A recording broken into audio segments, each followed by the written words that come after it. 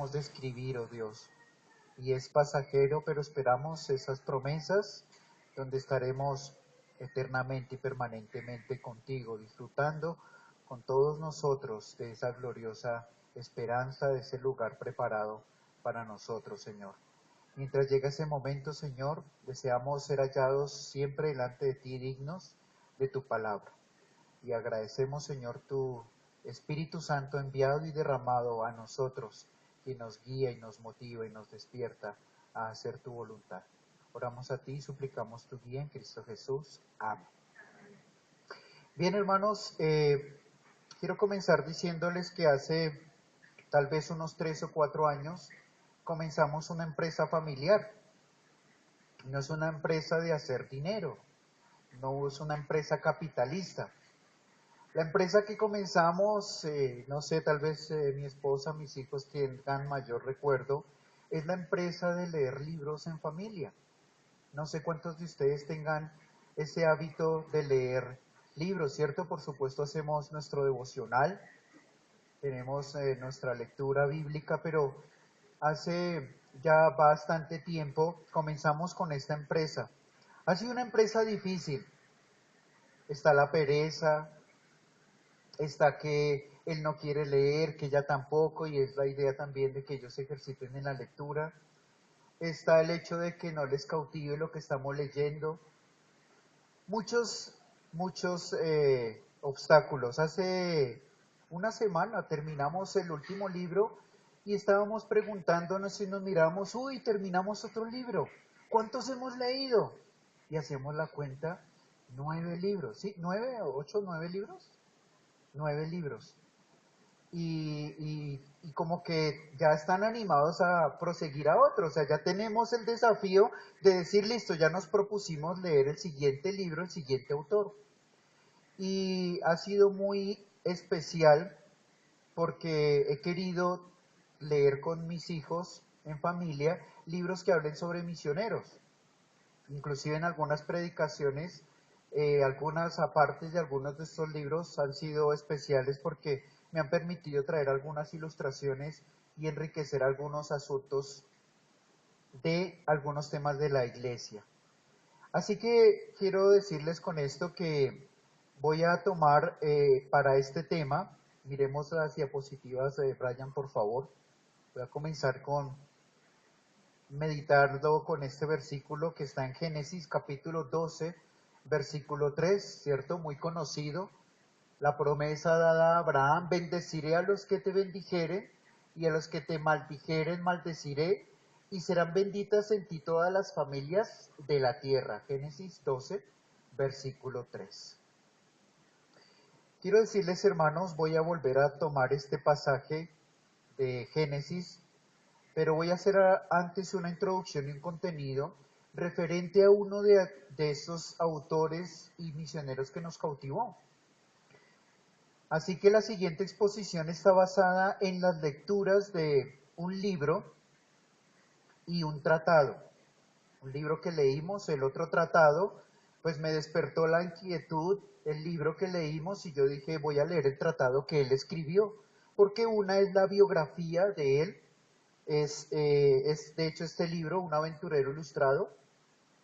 Hay una serie de esta editorial Jucum que habla de varios hombres misioneros. Y quiero traer a esta parte la historia de William Carey, William Guillermo Carey.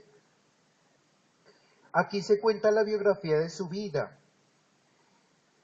En él relata entonces su vida y obra misionera y de cómo pusiera él en práctica lo que él había escrito de antemano en un tratado. ¿Cuál fue el tratado que escribió él, que es de su propia autoría?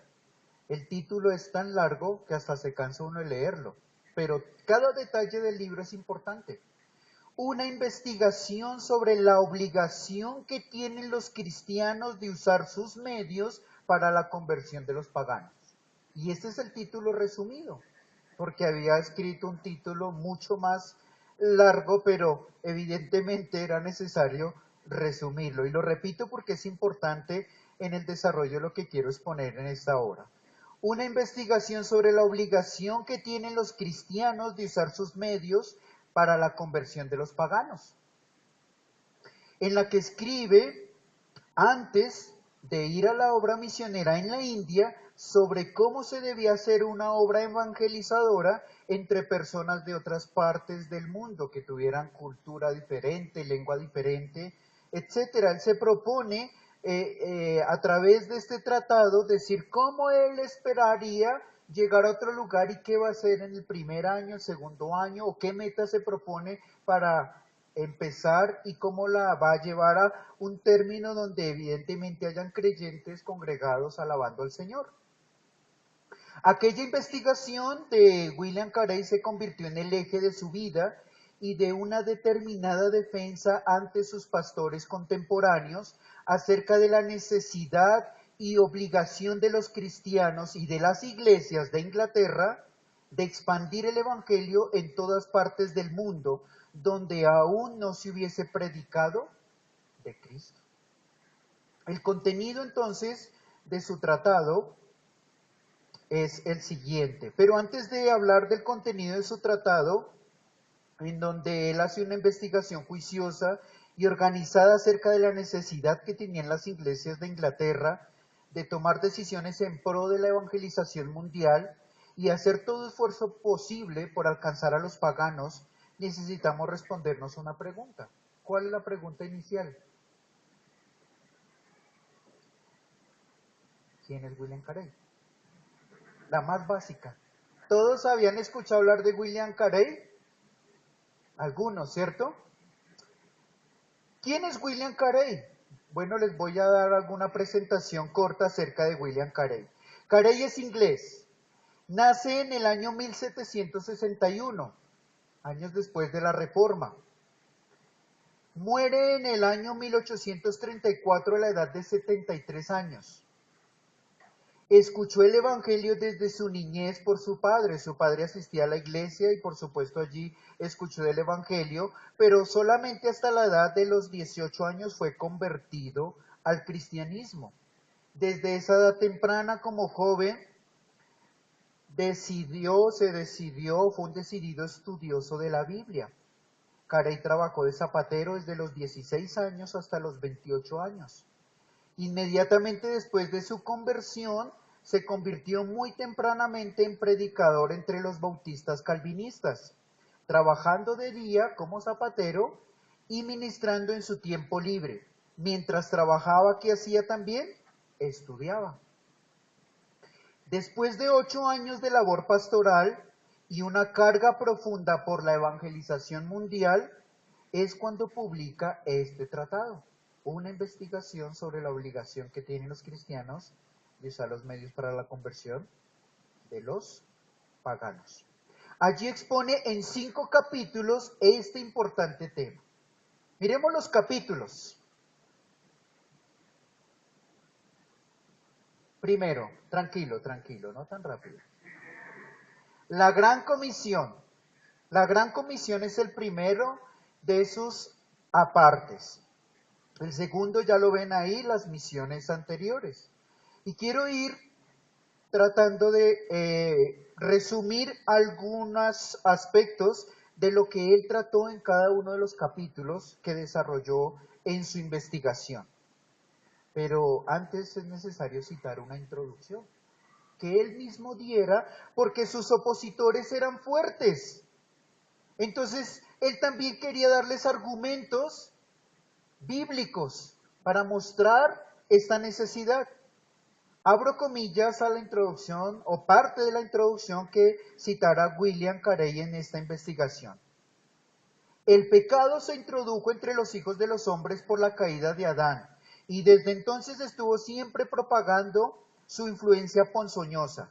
Debido a sus cambios de apariencia para acomodarse a las circunstancias de los tiempos, ha crecido en 10.000 formas, contrarrestando continuamente la voluntad y los designios de Dios. Podríamos suponer que el recuerdo del diluvio, al transmitirse de padres a hijos, habría disuadido a la humanidad de transgredir la voluntad de su Hacedor.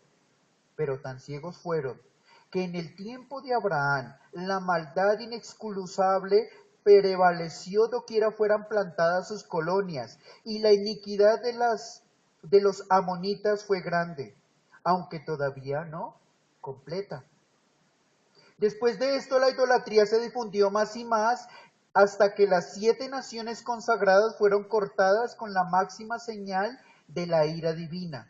Sin embargo, todavía el progreso del mal no se había detenido, sino que los propios israelitas también se unieron frecuentemente con el resto de la humanidad contra el Dios de Israel. En cierto periodo, la más grosera ignorancia y la barbarie prevalecieron en el mundo, y después, en una época más clara, la más osada infidelidad y contienda con Dios.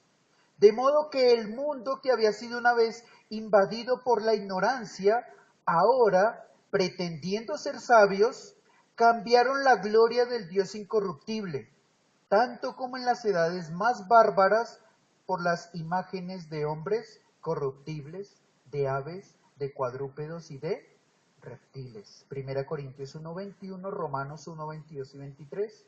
Y no solo eso, sino que como crecieron en ciencia y educación, corrieron hacia más abundantes y extravagantes idolatrías.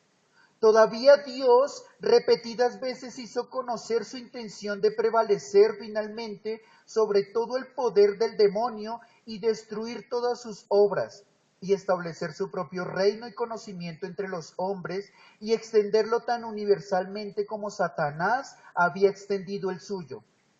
Fue con ese propósito que el Mesías vino y murió, que Dios fuera el justo y el justificador de todo el que creyera en él. Cuando él hubo puesto su vida y la hubo tomado otra vez, envió a sus discípulos a predicar las buenas noticias a toda criatura y a esforzarse por todos los medios posibles en atraer al mundo perdido hacia Dios. Ellos salieron de acuerdo con su divina comisión y un éxito maravilloso siguió a su labor. Los civilizados griegos y los incivilizados bárbaros, todos se rindieron ante la cruz de Cristo y abrazaron como el único camino de salvación. Desde la edad apostólica se hicieron muchos otros esfuerzos por sembrar el Evangelio, considerablemente exitosos, no obstante que una gran parte de la humanidad se halla todavía envuelta en toda la oscuridad del paganismo. Todavía se están haciendo algunos esfuerzos, pero son ínfimos en comparación con lo que podría lograrse si el cuerpo completo del cristianismo se entregara de corazón al Espíritu Divino del mandato sobre esta cuestión. Algunos piensan un poco en ello, otros están desinformados del estado del mundo y otros aman su bienestar más que las almas de sus congéneres. Esta es la introducción que hace William Carey antes de exponer cada uno de estos aspectos. Veamos en resumen algunos de estos aspectos. Primero, la Gran Comisión. En esta parte de su tratado, William Carey expone el mandato del Señor Jesús en Mateo, comisionando a los apóstoles a ir a todas las naciones. ¿Recuerdan cuál es esa comisión, hermanos? Y les dijo, id por todo el mundo y predicad el Evangelio a toda criatura. Así que en esa primera parte, partiendo de Mateo, está exponiendo la comisión apostólica. Sus opositores estaban en desacuerdo con la extensión de esta comisión hasta sus días, argumentando, abro comillas. ¿Qué decían los opositores de William Carey? Opositores pastores de otras iglesias. Abro comillas. Si Dios pretende la salvación de los paganos, de una u otra forma los atraerá hacia el Evangelio, o llevará el Evangelio hacia ellos. Cierro comillas. En otras palabras, Dios lo hará sin nosotros. No necesitamos ir, en primer lugar. En segundo lugar, decían la comisión apostólica, fue para ellos, punto.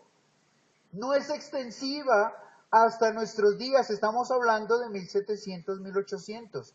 Eso pensaban los pastores contemporáneos de William Carey. Así que esta investigación va a cambiar el rumbo de las misiones partiendo desde Inglaterra.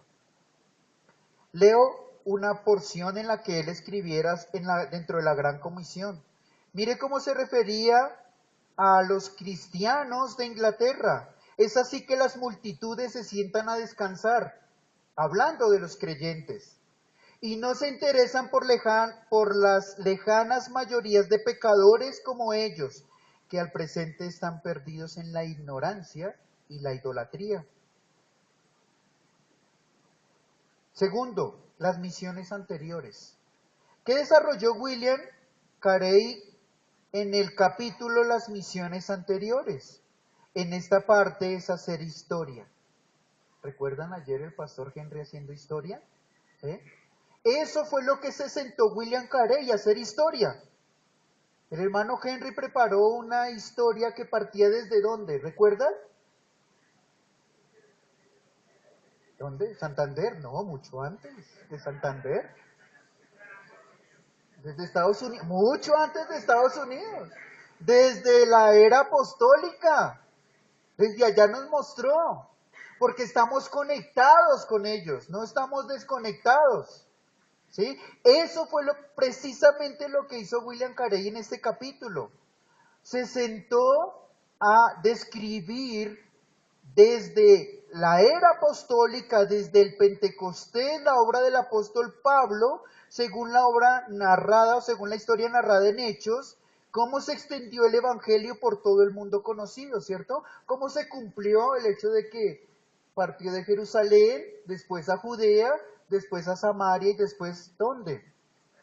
Hasta lo último de la tierra allí conocida. Pero William, después de esto, continuó mirando cómo se siguió propagando en África, en Asia, Europa. ¿Y cómo fue que les llegó a los ingleses el evangelio? Para demostrarles de que hubo una obra misionera, hubo alguien que escuchó el llamado y fue a sus pueblos a predicarles. Quería convencerles de que eran fruto de misioneros, ¿no? De que no fue en fruto de que el evangelio les cayó de los cielos directamente a ellos, sino que hubo una historia detrás de ellos y que si eran creyentes y convertidos en el Señor fue por obras pasadas, misioneros pasados. Así que, tercero, ahora sí, ¿qué hizo entonces? Siguiente, una investigación mundial. Una investigación mundial. Si usted la lee, la investigación mundial que hizo William Carey, se demora más leyendo esa investigación que todo el tratado junto. Porque fue muy detallado. Mire cómo lo escribió en su introducción. Escribió esto. Abro comillas, en esta perspectiva consideraré al mundo dividido como se hace usualmente en 4 partes: Europa, Asia, África y América. E informaré acerca de la extensión de varios países, su población, civilización y religión. Dividiré el artículo de religión entre cristianos, judíos, mahometanos y paganos. Y de vez en cuando indicaré la secta que predomina en los lugares que describiré. Las siguientes tablas darán una visión más comprensiva de lo que me propongo que cualquier cosa que pudiera decir al respecto. Punto. Ahí para y comienza Europa. Describe los países conocidos. Yo no sé de dónde sacó tanta información este hombre, trabajando como trabajaba, ¿eh? Pero seguramente muchos tuvieron que ayudarle con periódicos y de alguna forma pudo hacer esa investigación, hasta de islas incluyó. No simplemente los países más conocidos, sino aún las islas que rodeaban a cada continente. ¿Qué pobladores hay allí? ¿Qué religión hay? ¿Cuántos más o menos habitan? Es larga las tablas, la investigación que él hizo. Cuarto, ¿podrá lograrse? ¿Podrá lograrse? Para William la respuesta es clara. ¿Cuál era la respuesta clara para William? Por supuesto que sí se puede. No estaba haciendo un tratado para humillar a sus contemporáneos ni a las iglesias, sino para despertarlos, para motivarlos, para decir hay necesidad, salgamos de nuestra comodidad. Para él es clara la respuesta. Sin embargo, quiero interpretar la pregunta después de haber leído el capítulo. La voy a plantear de la siguiente manera. ¿Cómo se puede suplir esta necesidad de evangelización? Es lo que está respondiendo, en otras palabras, William Carey con la pregunta, ¿podrá lograrse? ¿Cómo se puede suplir esta necesidad de evangelización? Y es aquí donde está el corazón de mi propio tema, porque es aquí donde William va a contestar la pregunta en dos formas. Primero, acerca de la familia. Y habla de la familia William Carey en dos sentidos. En primer lugar, de las familias que van a hacer la obra. Y en otro sentido, de las familias que se quedan haciendo ¿qué? Mirando cómo sale, apoyando, sosteniendo, animando. ¿Sí? Como ya lo veíamos anteriormente. Es decir, la iglesia que envía y apoya obreros.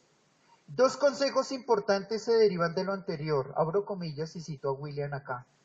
Sería necesario de todos modos que por lo menos dos fueran juntos.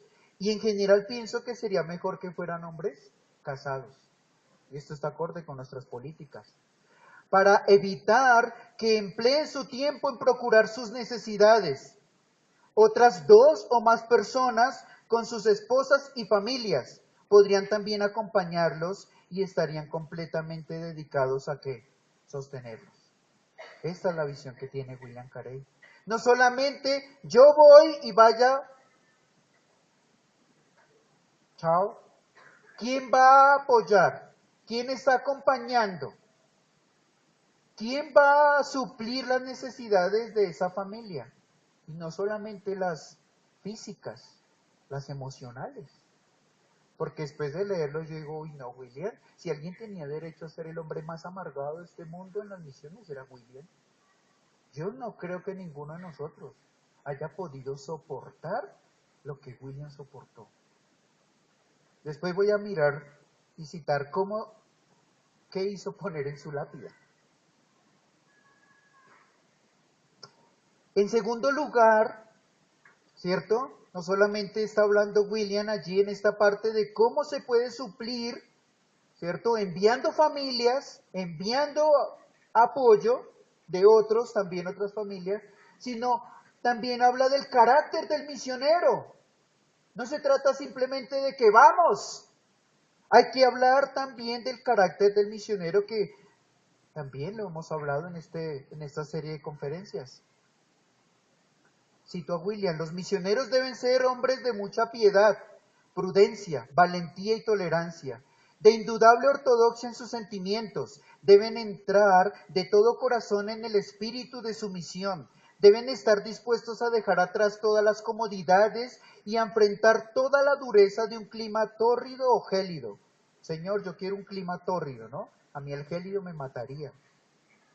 En un modo de vida sin confort, continúa, y cualquier otro inconveniente que pueda surgir en su emprendimiento. Dice algo más. Deben ser muy cuidadosos en no ofenderse por las injurias que puedan recibir, ni tener un concepto tan alto de sí mismos como para despreciar a los pobres paganos y por esa razón dar lugar a un resentimiento o un rechazo del Evangelio por parte de ellos.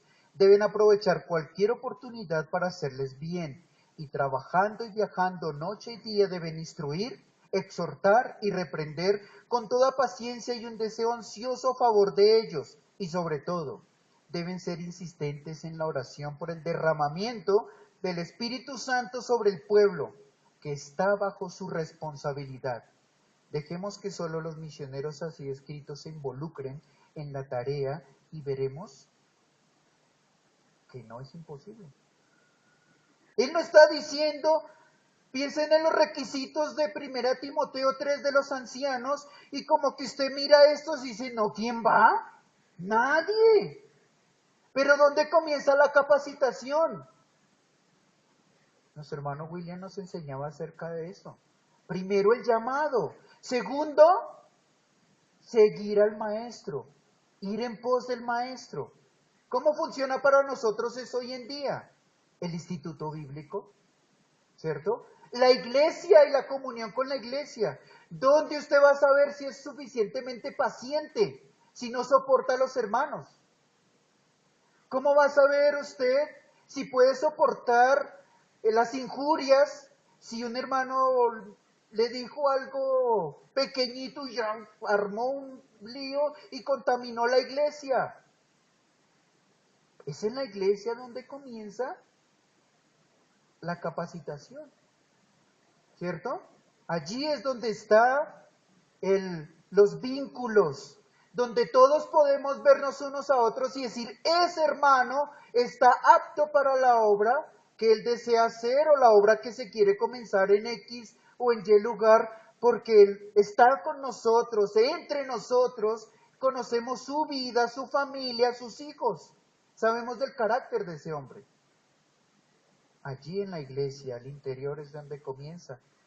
Y noten que William no dice, no, pues la verdad, los requisitos que yo puse son como muy altos. Es imposible esto. No, es posible, es posible. Si nos esforzáramos un poquito y dejáramos muchas minucias en nuestras iglesias, nos daría mayor libertad a los ancianos o a otros que van por delante de salir, de irnos. Quedamos tranquilos con los que quedan, maduros, y pueden seguir pastoreando a los que se quedan para que apoyen.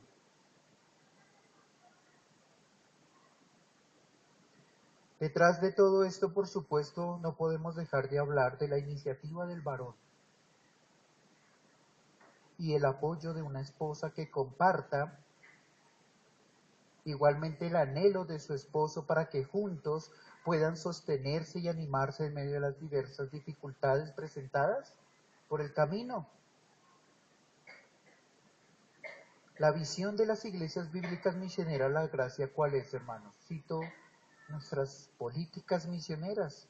Construir iglesias locales por medio de la proclamación del Evangelio, donde quiera el Señor de crecimiento y llame a familias a establecer iglesias locales. También hay una parte sobre los solteros. ¿Qué deben hacer los solteros?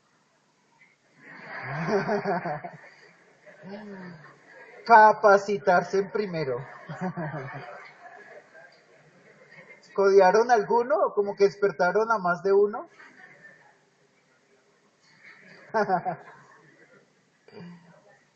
Los solteros están incluidos, por supuesto. Ellos necesitan ser capacitados y necesitan amar al Señor, enamorarse del Señor y de la obra del Señor. Y orar porque el Señor les provee una esposa que tenga el mismo sentir. De oídas sé que algunos han entrado a la obra misionera solteros. La soledad es brava, el vacío es fuerte.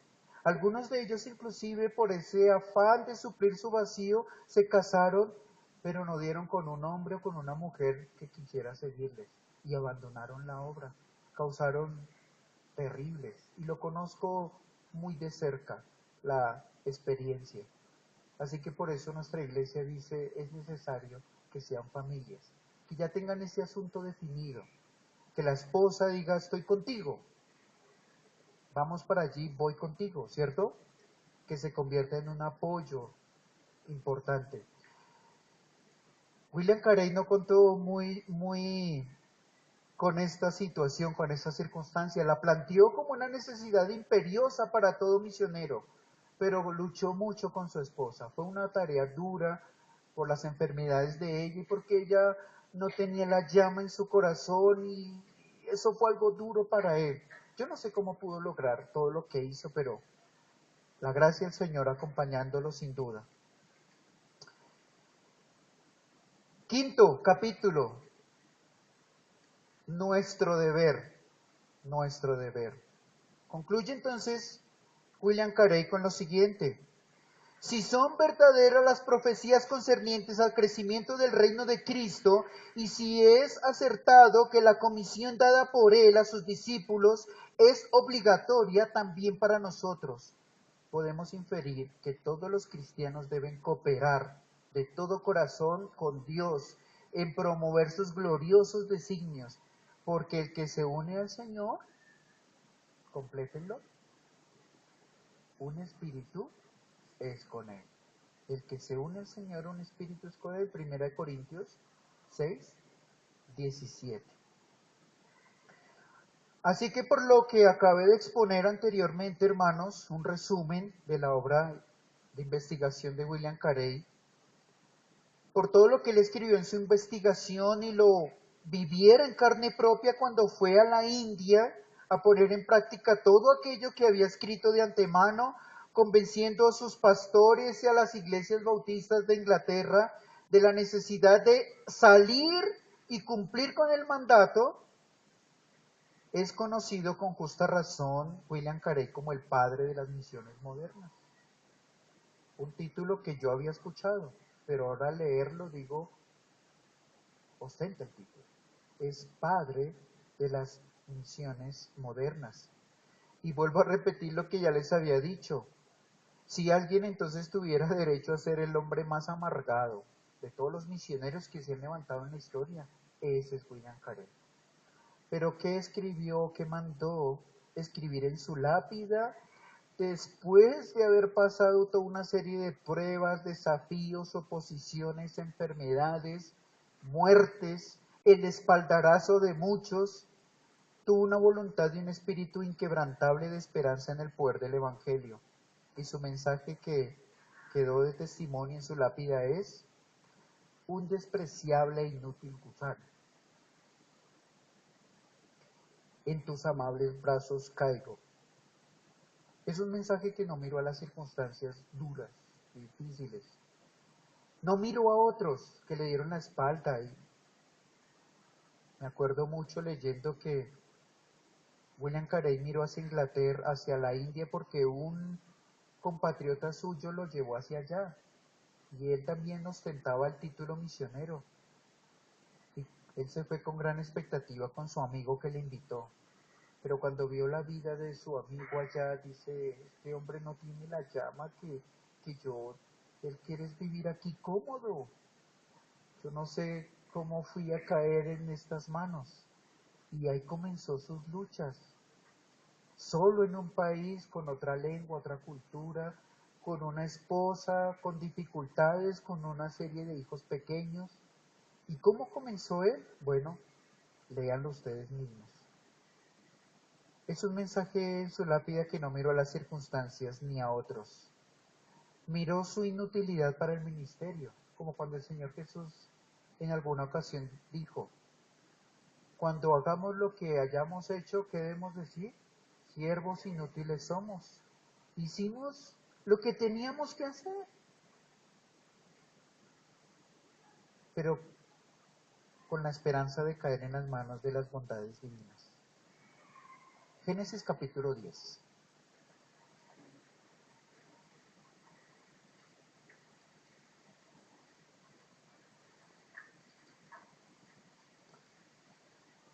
La palabra familia en Génesis capítulo 10,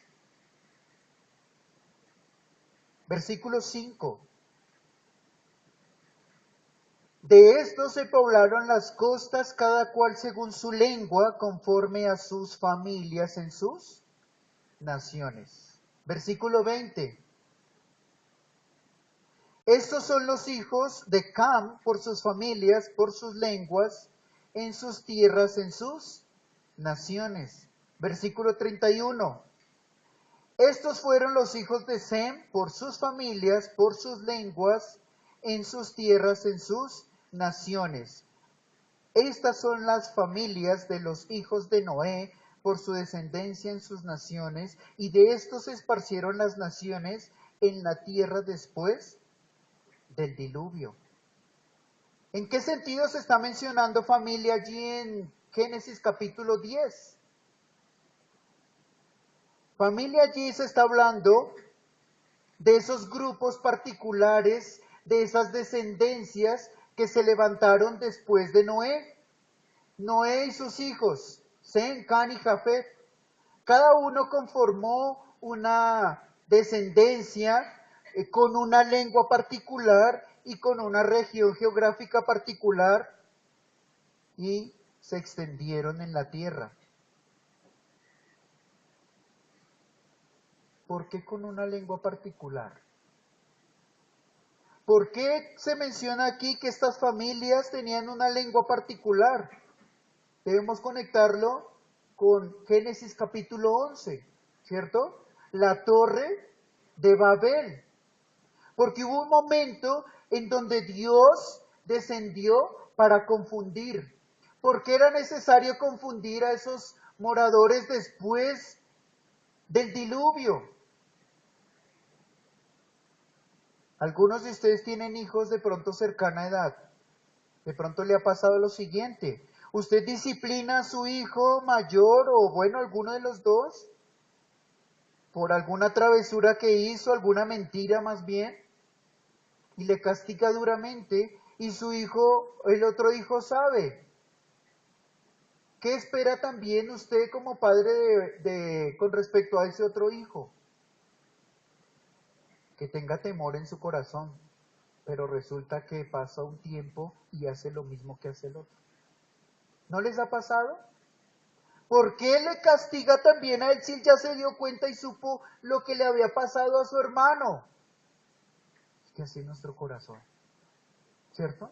Nuestro corazón es así inclinado. Así que hay una generación que acaba de ser destruida totalmente de la faz de la tierra por las aguas del diluvio. Se levanta entonces otra generación con Noé y sus hijos. ¿Pusieron en su corazón lo que Dios hizo con las generaciones anteriores? No, no pusieron en sus corazones el juicio que Dios derramó sobre ellos. ¿Qué dijeron entonces todos teniendo una sola lengua y una sola comunicación? Vamos allí a tal lugar, a tal llanura y levantemos un monumento, una torre que hable de nuestras grandezas, de nuestros logros, de nuestras capacidades, que si nos vamos a esparcir por la tierra nos recuerden por lo que somos. Ese es el corazón del hombre, ¿no? Levanta monumentos para autogloriarse, para autoexaltarse. ¿Qué debían haber hecho? Debían haber hecho un monumento que les recuerde lo gusanos que son, lo pecadores y caídos que son. ¿No acabó Dios de destruir toda una generación? Y ahora ellos van a hacer un monumento que hable de su grandeza. Así que Dios desciende y confunde las lenguas entre ellos para interrumpir esta obra de gloria humana. Porque en esta obra de gloria humana no tenían a Dios presente en sus corazones ni en sus pensamientos. Así que Dios entonces los esparce, porque hay otra gloria más alta que la de los hombres y es la de Dios mismo.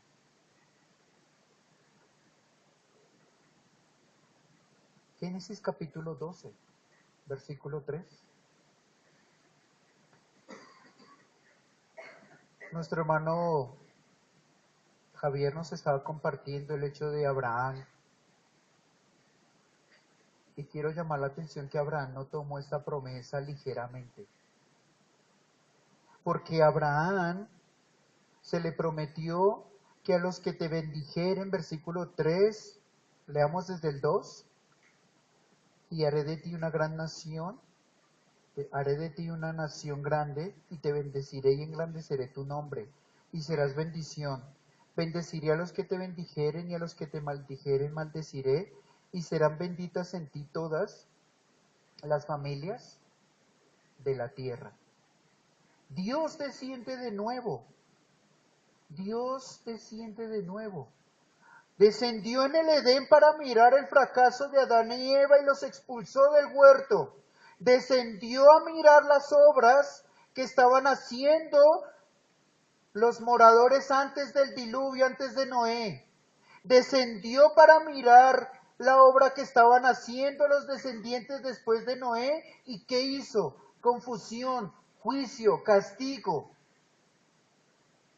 Pero aquí desciende Dios en otra tónica, en una tónica muy especial, porque nos ha beneficiado hasta nosotros hoy en día. Bendeciré a los que te bendijeren y a los que te maldijeren, maldeciré y serán benditas en ti todas las familias de la tierra. Todas esas familias que se habían esparcido por todas las partes del mundo, que tocó esparcirlos a la brava porque no querían esparcirse, pero la confusión hizo que finalmente se llenara la tierra, de acuerdo al propósito de Dios.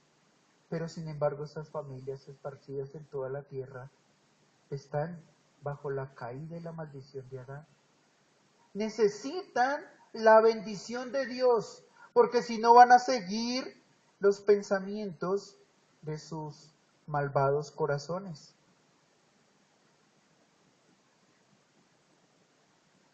Vamos a transportarnos ahora al Nuevo Testamento. La palabra familia. También encontramos 3 usos de la palabra familia en el Nuevo Testamento. Quiero que miremos capítulo 3 del libro de Hechos. Hechos capítulo 3.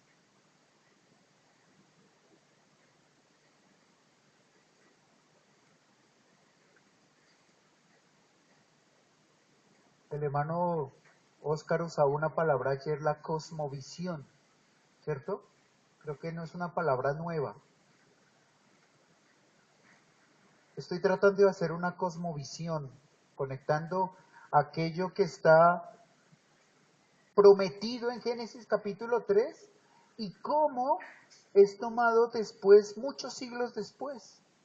Esas generaciones que por sus lenguas y por el juicio fueron esparcidas para llenar la tierra, ahora es necesario extenderles la bendición prometida en Génesis. Hechos capítulo 3, versículo 25, dice el apóstol Pedro: vosotros sois los hijos de los profetas. Se está refiriendo a un grupo de judíos que les está compartiendo. Han visto un milagro que hicieron Pedro y Juan y aprovechó esa ocasión y el milagro para hablar acerca de Cristo. Vosotros sois los hijos de los profetas y del pacto que Dios hizo con nuestros padres, diciendo a Abraham: en tu simiente serán benditas todas las familias de la tierra.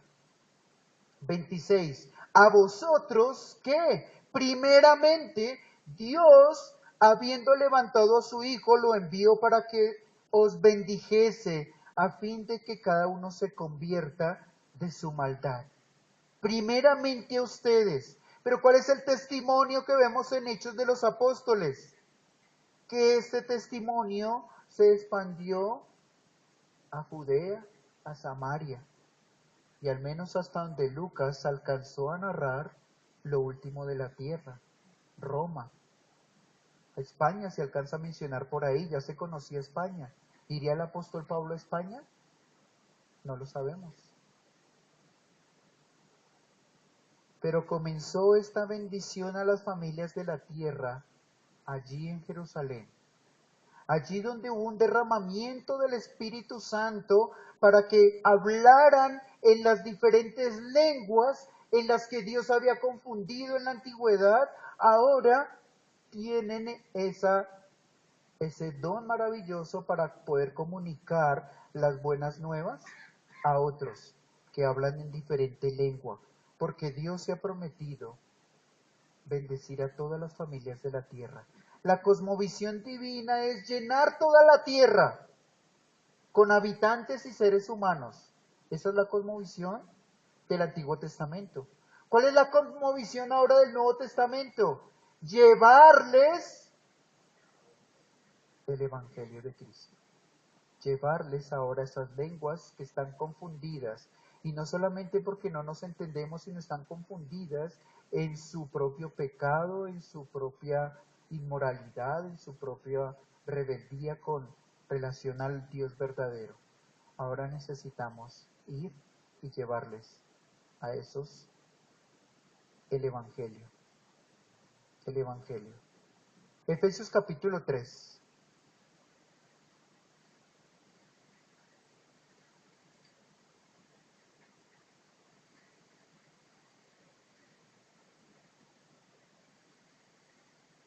Efesios capítulo 3, versículo 1. Por esta causa, yo, Pablo, prisionero de Cristo Jesús por vosotros, los gentiles. Está hablándole a una iglesia gentil, diciendo, estoy prisionero por causa del ministerio que Dios me ha dado entre vosotros gentiles.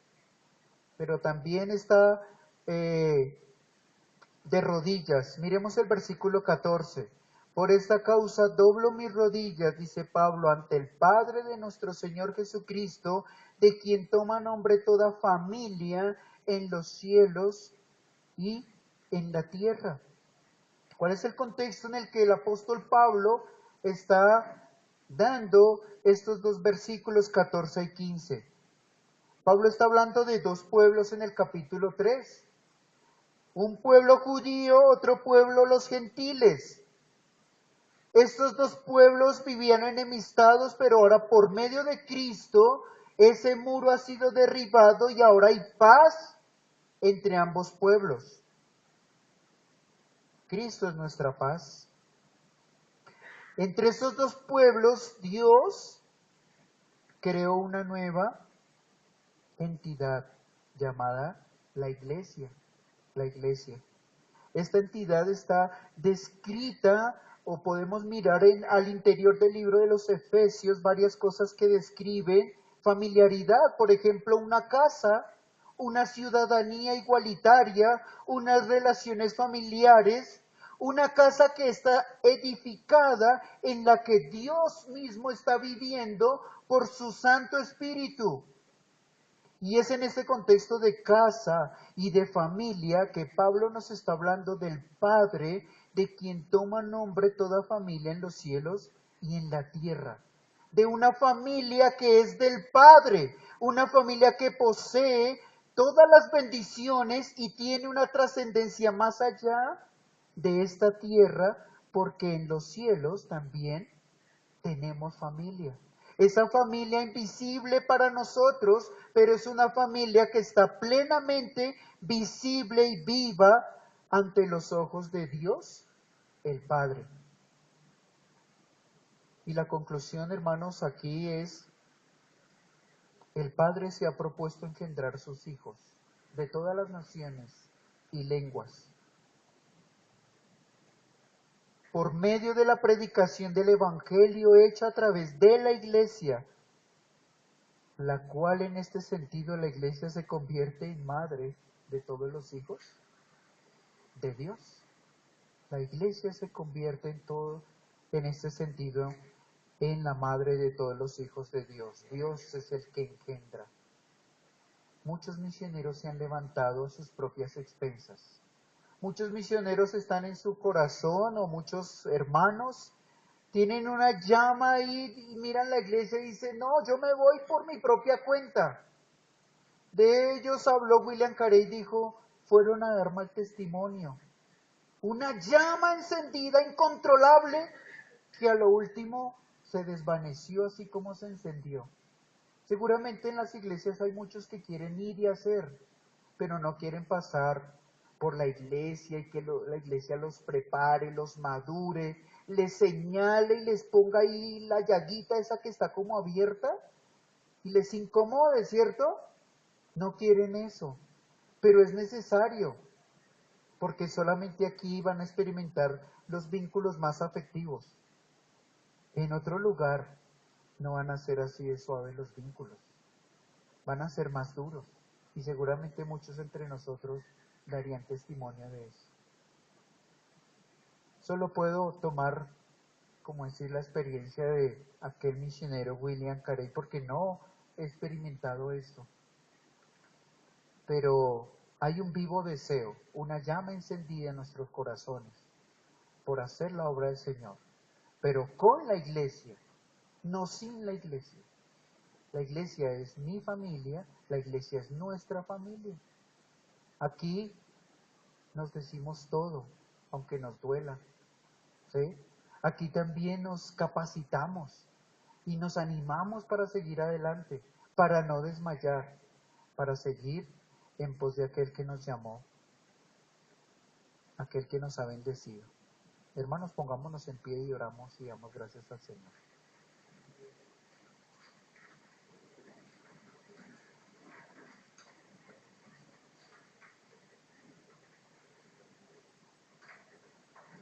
Padre, alabamos tu glorioso nombre. Tú eres el digno de ser exaltado y glorificado, Dios. Si todos nuestros hermanos en el pasado se hubiesen quedado aquí en este lugar, seguramente estuviéramos levantando este lugar otro piso más, o levantando un monumento que nos recuerde lo grandes que somos, Señor. Pero tu Espíritu Santo no nos ha permitido hacerlo, Señor, porque hay necesidad de seguir creciendo y expandiéndonos. Queremos hacerlo, Señor, en el poder de tu Santo Espíritu. También implorando, Señor, para que todas las familias que están compuestas en cada iglesia local que tú has levantado de aquí, sean familias que estén dispuestas a crecer, que estén dispuestas a apoyar la labor pastoral en cada una de las congregaciones, oh Dios. Cuántas minucias a veces nos incomodan, nos separan, nos dividen. Señor, ayúdanos, Padre, para poder entender, oh Dios, que hay un mayor bien, oh Dios, y es expandirnos, madurar. Rogamos porque tu Santo Espíritu nos esté hablando durante este tiempo, Señor, como ya lo ha hablado hasta el día de hoy. Y agradecemos, oh Dios, porque este Evangelio trascendió continentes y fronteras y nos llegó hasta nosotros. Somos beneficiarios de mucha labor misionera. ¿Cuántos, oh Dios, dieron sus vidas, perdieron una esposa, unos hijos, los mataron tal vez, pero tu reino no ha dejado de expandirse, Señor. Tú reinas, oh Dios. Cantamos todos a una sola voz, que tú reinas, y deseamos, Señor, que sigas reinando en nuestros corazones, en nuestras vidas, pero para expandir, oh Dios, tu verdad hasta cuando tú vengas. No sabemos si este sea el rincón de la tierra que el Señor Jesús tenía allí cuando envió a sus apóstoles, pero ayúdanos, oh Dios, a tener los ojos atentos y los oídos atentos para escuchar, oír, apoyar. Te lo rogamos, oh Dios, bendecimos tu glorioso nombre por hacernos parte de tu familia, por habernos engendrado con el poder de tu Santo Espíritu y por la Iglesia que como madre nos ha capacitado, nos ha fortalecido, nos ha dado el alimento espiritual una y otra vez, continuamente, no nos ha faltado, Dios. Gracias por tu Iglesia, gracias por todos los obreros que se han levantado antes de nosotros, porque han sido obreros fieles, porque son obreros fieles, porque siguen, oh Dios, proclamando tu verdad. En Cristo Jesús. Amén.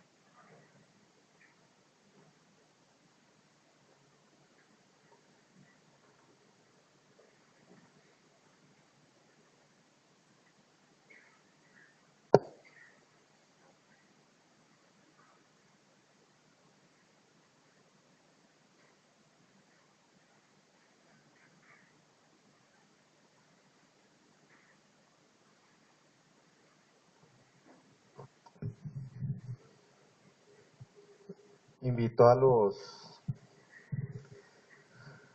músicos. Vamos a entonar este último himno. Firmes y adelante.